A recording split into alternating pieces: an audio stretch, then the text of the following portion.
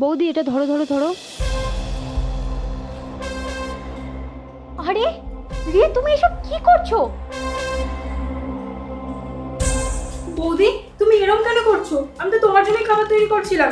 আর জামা কাপড় আমি আজকেই কেচে দেবো, কালকে আমার শরীরটা খারাপ ছিল। এসব কি চলছে এখানে? আর বোন তোর এটা কি অবস্থা? দাদা তুই তো নিজের চোখেই দেখতে পাচ্ছিস তোর বউ আমার সঙ্গে কিরকম অত্যাচার করে, আর তুই অফিসে চলে যাওয়ার পর বাড়ির সমস্ত কাজ আমাকে দিয়ে করাই। বোন, আমি তো তোমাকে কিছুই করতে বলিনি। তুমি এরকম মিথ্যে কথা বলছো কেন? পবিত্র, তুমি আমাকে বিশ্বাস করো। অফিসের এত ঝামেলা, তারপর বাড়িতে এসে যদি তোমাদের এই সব কাণ্ড দেখতে হয়, মাথাটা কিরকম গরম হয় বুঝতে পেরেছো? দাদা আমি তোকে সেই জন্য কিছু বলিনি যাতে তুই অফিসে শান্তিতে কাজ করতে পারিস, কিন্তু তুই আজকে নিজের চোখে দেখ বৌদি আমার সাথে কি কি করে। পবিত্র, তুমি আমাকে ভুল ভাবছো। বিশ্বাস করো, আমি বোনকে কোনো কাজ করতে বলিনি, সব কাজ আমি করেছি। বোন, তুমি কেন মিথ্যে কথা বলছো? তোমরা একটু চুপ করবে? আমি অফিসে বেরিয়ে যাওয়ার পর এই বাড়িতে মাত্র তোমরা দুজন থাকো, তাতেও তোমাদের সমস্যা? সমস্যা তো আমার নয়, আমাকে নিয়ে বৌদির অনেক সমস্যা।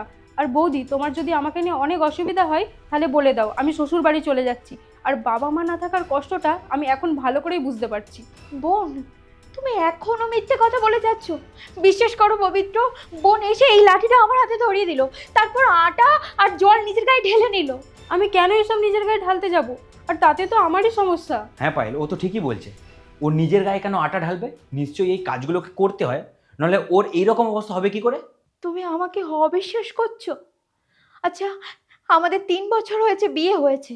এতদিন এই সংসারে আমাকে নিয়ে কোনো সমস্যা হয়েছে? তোমার চোখের সামনে আমি রান্না বান্না এই বাড়ির সমস্ত কাজ করেছি, তাহলে এখন?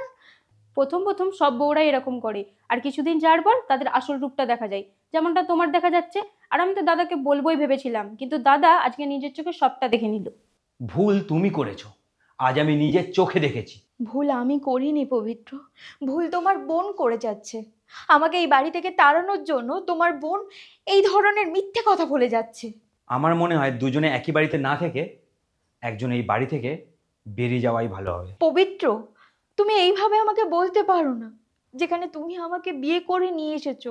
আর তাছাড়া আমি বাপের বাড়িতে গিয়ে কি বলবো, যেখানে আমার কোনো দোষ নেই? কার দোষ আছে না নেই সেটা আমি নিজের চোখে দেখেছি। তাই এই বাড়ি থেকে তুমি নয়, বোন বেরিয়ে যাবে। এটা তুই কি বলছিস দাদা? ঠিকই বলেছি। কবে তোর বৌদিকে নিজের দিদি বলে মেনে নিবি বলতো? আমি অফিস থেকে ফেরার সময় তোর এই সব কাণ্ড সব দেখেছি। এর আগেও আমি দেখেছি তোর বৌদিকে কিভাবে তুই ফাঁদে ফেলার চেষ্টা করিস।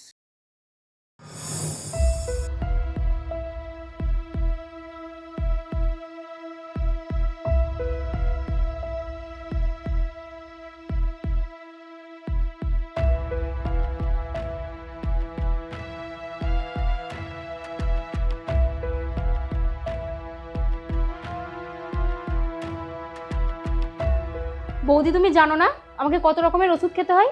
আর তুমি টাইমে টাইমে খাবার না দিলে আমি ওষুধটা খাবো কখন?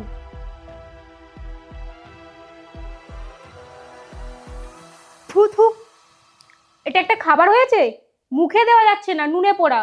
আর আমার জন্য যদি খাবার বানানোর ইচ্ছা না থাকে তাহলে বলে দেবে, আমি নিজেই বানিয়ে নেব। এটা কি করে হয়? আমি তো খাবারে পরিমাণ মতোই নুন দিয়েছি। আচ্ছা তুমি দাঁড়াও, আমি অন্য কিছু বানিয়ে আনছি। আমি সেদিন কিছুই বলিনি, ভেবেছিলাম ধীরে ধীরে তোরা অ্যাডজাস্ট করে নিবি, কিন্তু না। তুই আজকে যে কাণ্ডটা করেছিস সেটা ক্ষমার যোগ্য নয়। তাই এই বাড়ি থেকে তুই বেরিয়ে যাবি। আমাকে ক্ষমা করে দে দাদা, আমার ভুল হয়ে গেছে। কেন বোন, কেন ভুল হবে? পায়েল তো আমাদের সবসময় খেয়াল রাখে, আমাদের কোনো অসুবিধা হতে দেয়নি। কেন ওকে তোর পছন্দ নয় বলতো?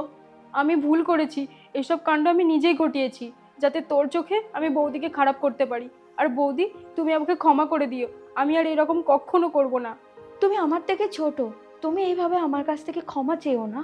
আর পবিত্র, ও তো নিজের ভুল বুঝতে পেরেছে, নিজের ভুল বুঝতে পেরে ও তোমার কাছ থেকে ক্ষমা চাইছে। ওকে ক্ষমা করে দাও। আর বোন এই বাড়ি থেকে চলে গেলে আমি যে একা হয়ে যাব। দেখ, তুই তোর বৌদিকে এই বাড়ি থেকে তাড়ানোর চেষ্টা করছিস, আর তোর বৌদি এই বাড়িতে তোকে রাখার চেষ্টা করছে। এটাই হলো পরিবার। আচ্ছা ঠিক আছে, আর কান্নাকাটি করতে হবে না। তুমি চলো, এইসব পরিষ্কার করে নেবে, তারপরে আমরা দুজন মিলে খাবার বানাবো, ঠিক আছে? পবিত্র, তুমি রেডি হয়ে যাও, আর আমরা খাবার নিয়ে আসছি, ঠিক আছে? চলো চলো।